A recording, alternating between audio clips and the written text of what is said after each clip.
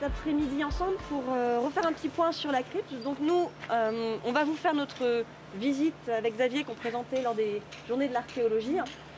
On a un petit peu retravaillé notre texte, parce que comme vous, ça faisait assez longtemps qu'on n'avait pas présenté la crypte. Une visite, c'est pas comme le vélo, ça peut s'oublier. Les grandes lignes, non, ça revient, c'est les détails.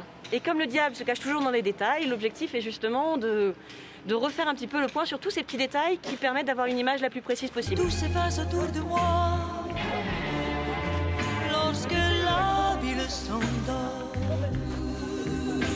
On est ici dans la crypte archéologique qui protège aujourd'hui un certain nombre de vestiges de l'abbaye Saint-Martial. Le demeurant, ce serait qu'une toute petite partie de l'abbaye Saint-Martial.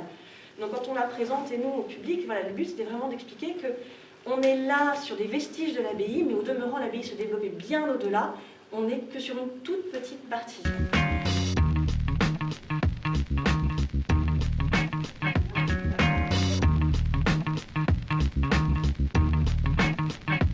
Le mausolée Saint-Martial, l'église Saint-Pierre du Sépulcre et l'église Saint-Benoît. Donc ce sont ces vestiges-là qui sont aujourd'hui conservés au sein de la crypte. Et l'ensemble des autres bâtiments de l'abbaye ne sont pas conservés à l'heure actuelle.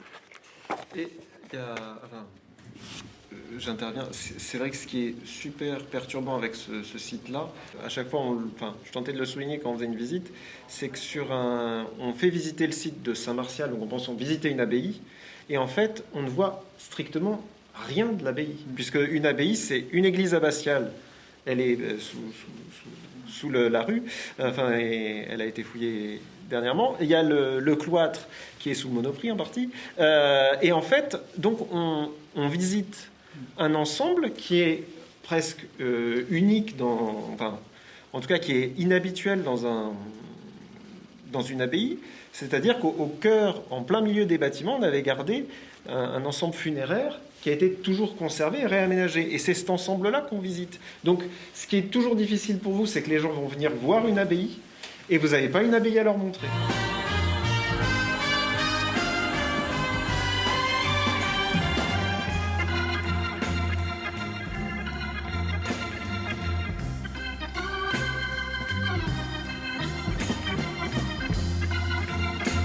Spécifiquement quand les églises servent, mais sur l'ensemble, on va dire abbaye conventuelle et haute, là, le cloître. Ouais. La partie qui est fouillée actuellement, ça englobe ce qui était l'intégralité de l'abbaye ou ça se concentre autour du cloître. Une des fouilles qu'on avait menées effectivement en 2016 était en partie sur la salle capitulaire. Donc ça, nous, on l'a vu en fouille, c'était le sondage qu'on avait justement devant le Monoprix. Donc ça, la salle capitulaire, nous, on l'a pour partie fouillée. Mais c'est une moitié de salle capitulaire. Oui. C'est pas... Le grand cloître, donc le jardin du grand cloître, non, parce qu'il est sous le Monoprix, effectivement. Après, il y a une grande partie de l'église abbatiale que nous, on avait pu voir en 2015-2016. Et puis, après, tout ce qui se trouve ici sous la place de la République, non, il n'en reste plus rien. Et alors, dans les travaux les suites de travaux que mène en ce moment l'INRAP, là, donc et Christophe Maniquet, ils auraient retrouvé des vestiges du réfectoire. Mais ça, je suis pas au courant, j'ai pas vu de ce qu'il en était, ce qu'il avait. Je sais qu'il a sorti beaucoup de lapidaires, mais en termes de vestiges immobiliers, qu'est-ce qu'il a eu véritablement, à quel état est-ce qu'il a plusieurs états, parce qu'il y a eu plusieurs états de construction de ces bâtiments conventuels. Est-ce qu'il y a eu plusieurs états? Tout ça, je sais pas. Anne, pour vous, c'est quasiment une première visite, une découverte. Quels sont les premiers sentiments, les premières réactions à la découverte de la crypte Saint-Martial? Déjà, dans un premier temps, je dirais que c'est une belle surprise parce que j'ai eu l'occasion de visiter cette crypte avec une collègue, avec ma collègue Marie-Noël Caradopère. Et juste avant que la crypte ne ferme à nouveau, donc c'était en 2015, donc les souvenirs sont un peu flous. Et là, je dois dire que c'est agréable. Déjà, il y a... c'est un lieu plus lumineux. Anne-Claire, ce sont des retrouvailles pour vous. Là, refaire un galop d'entraînement avec des archéologues qui ont fouillé la périphérie et qui ont travaillé il y a 6 ans sur une analyse des tombeaux et de ce que l'on pouvait trouver dans la crypte, pour vous, c'était utile? Une visite, c'est toujours en création, c'est toujours en devenir, et une visite, elle s'enrichit au fur et à mesure. Donc là, évidemment, les travaux des archéologues vont nourrir nos visites. Ça n'empêche qu'il y a toujours l'émotion.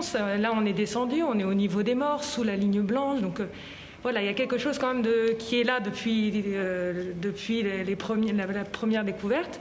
Et puis voilà, toutes ces recherches historiques, archéologiques, c'est tout à fait important. Et suivre l'actualité aussi, le chantier à venir de la halle, la mise en valeur des vestiges, ça nous concerne tout à fait dans notre métier et puis pour nos visiteurs. Alors j'ai peut-être la question la plus compliquée du moment. À partir de quand on recommence à faire des visites ici? Bientôt, on va dire en début d'année prochaine. On espère, hein, c'était prévu pour les vacances de Noël, mais là c'est un peu retardé. Mais voilà, on espère, allez, on va dire juste avant le printemps.